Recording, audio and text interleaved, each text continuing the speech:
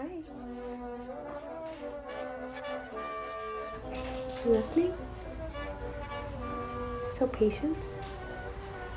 Halloween is coming, and I thought I wanted to make a video decorating my Victorian tenement house using almost historically accurate decorating techniques. I've been doing some research on Victorian era Halloween traditions. I'm also really interested in why we associate the Victorian era with creepy, spooky things.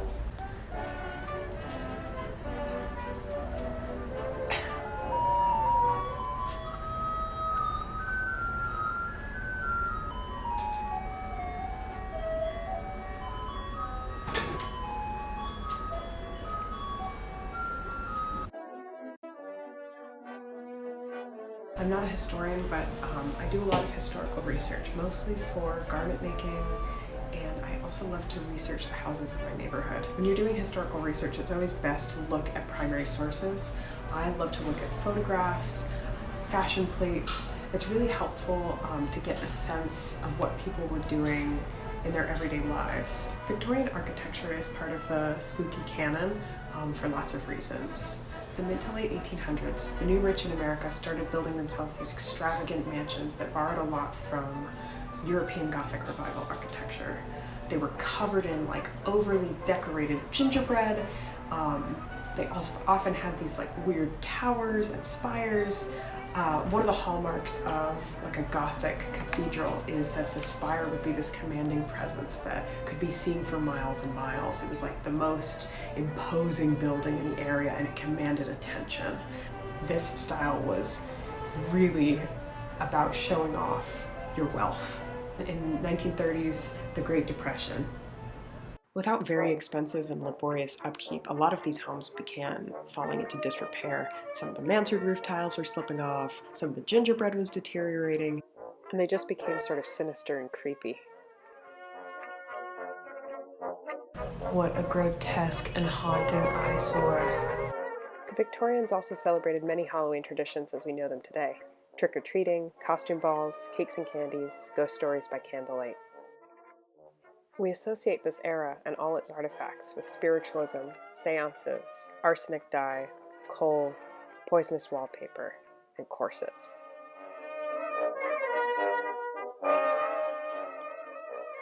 Style is cyclical, and for some, the Victorian is back.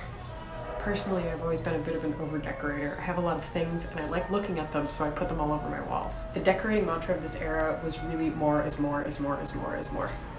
Over the next week, I'm going to be working on a few Victorian-inspired decorations to put up in my house. Halloween is coming! I'm going to be making hand-colored greeting cards, lanterns, paper chains, a shellwork frame, and a jack-o'-lantern centerpiece.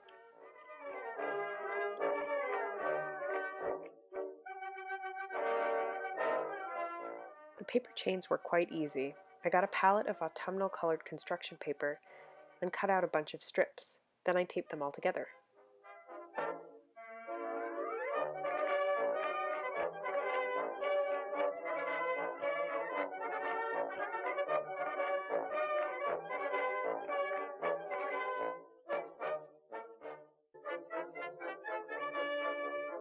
There was a huge printing boom in the Victorian era, and this was partially due to the fact that there were technological advancements that allowed prints to be made quicker and cheaper, which made them accessible to people in all classes.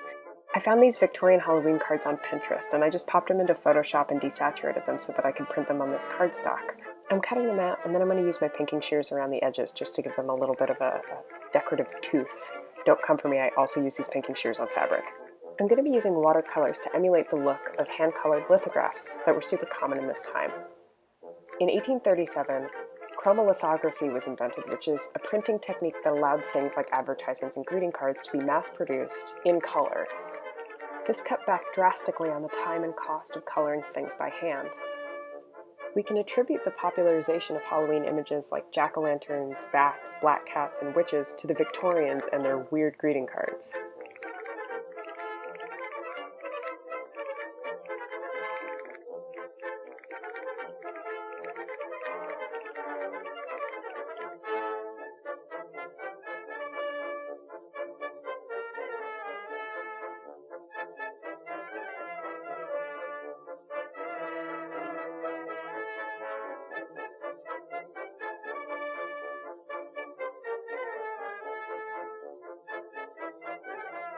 I like this card in particular because it depicts a parlor game that was in practice even in the colonial period in America, where a young woman would stand in front of a mirror in a dark room for hours, and eventually she would see the face of her future husband appear.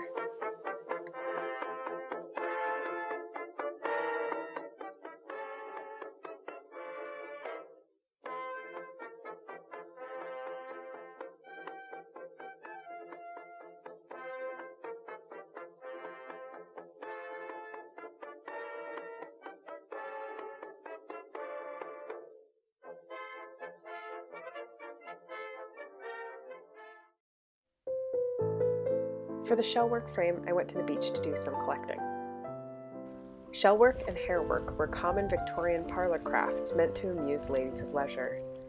There are tons of photos of extant examples of these pieces on the internet. Frames and trinket boxes are my favorite. Sometimes they commemorate the dead.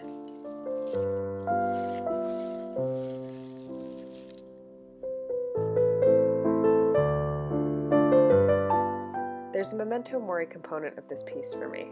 To go inside this frame, I'm making a paper silhouette of my late father who died of COVID complications a few months ago.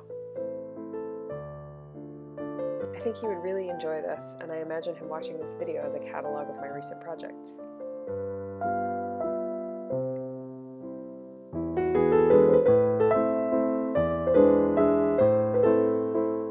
My dad was always really interested in the stuff that I was making.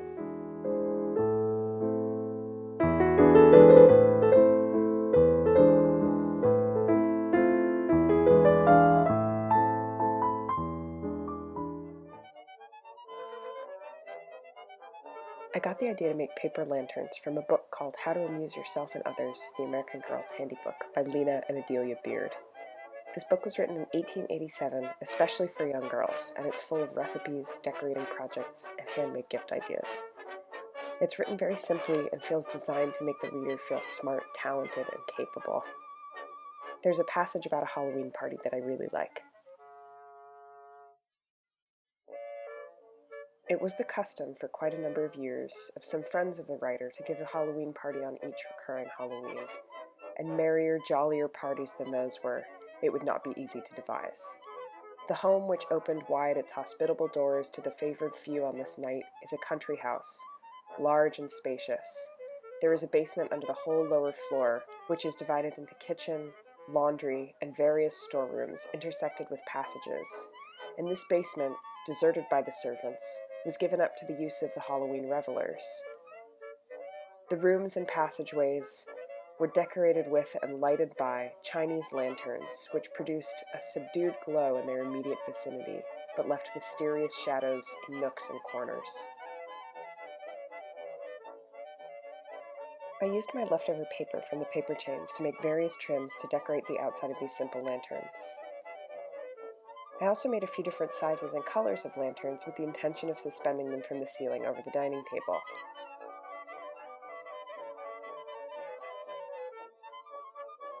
I'm using tape to adhere everything, but probably it would be more historically accurate to use a simple wheat paste glue. I bought these little LED tea lights because I don't want to burn my house to the ground, and I figured out that the best way to put them inside my little lanterns is to suspend them from a string and then tie the string to the top. Here they are all finished. I think they look like delightful little gourds.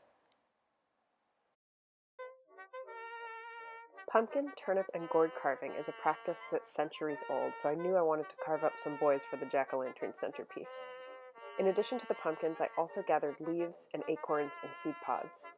I love the Victorian naturalist aesthetic, and the book I'm referencing has a lot to say about bringing the outdoors indoors for celebrations.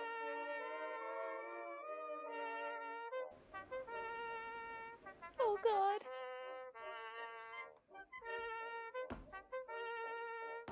Here's another quote from How to Amuse Yourself and Others. This is from Chapter 18, Nature's Fall Decorations and How to Use Them.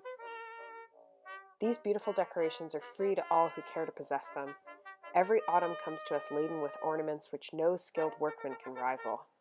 The graceful goldenrod, so rich in color, sways and bends over the low stone walls, and in the fields wildflowers of all kinds grow in great profusion.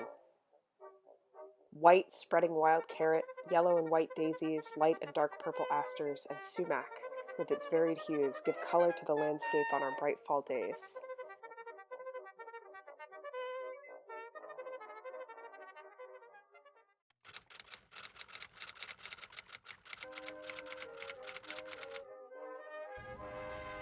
So this is the area that I want to decorate, and it's only a level 2 disaster right now, so I'm going to do some cleaning.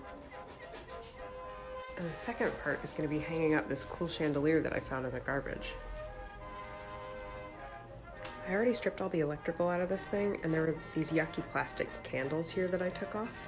And then I am going to add these lovely beeswax taper candles.